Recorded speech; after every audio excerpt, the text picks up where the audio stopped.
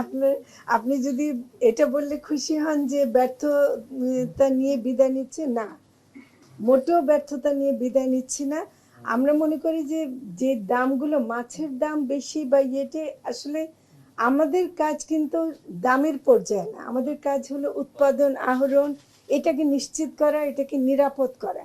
বাজারের দামের ব্যাপারটা সত্যি কথা যদি বলেন ম্যান্ডেটের মধ্যে পড়ে না আমাদের, হ্যাঁ, এটা অন্য খাতে পড়ে এবং আরো অনেক এক্সটার্নাল ফ্যাক্টরস আছে যেগুলোর কারণে দাম বাড়ে। এ গ্রেড ক্লিংকারের কনফিডেন্স সিমেন্ট, বাংলাদেশের হৃদয় জুড়ে। তো ফলে ওই দামের দায়িত্ব, ব্যর্থতার দায়িত্ব আমি নেব না। দুই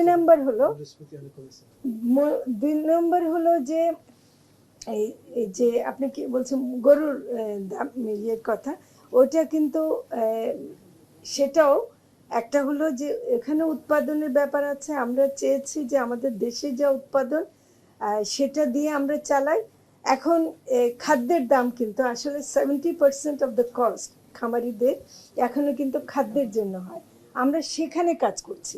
কস্ট অফ প্রোডাকশন যদি আমরা কমাতে পারি, শোনেন, এই 15 মাস বা 16 মাস দিয়ে যদি আপনি বড় ধরনের সমস্যার সমাধান চান, নিশ্চয় হবে না। কিন্তু আমরা কোন দিকে এগোচ্ছি সেটা যদি দেখেন, আমি বলবো আমরা সফল হয়েছি। আর আর একটা জিনিস বলি যে আপনারা এই যেটা আমি বলতে গিয়ে ভুলে গেলাম,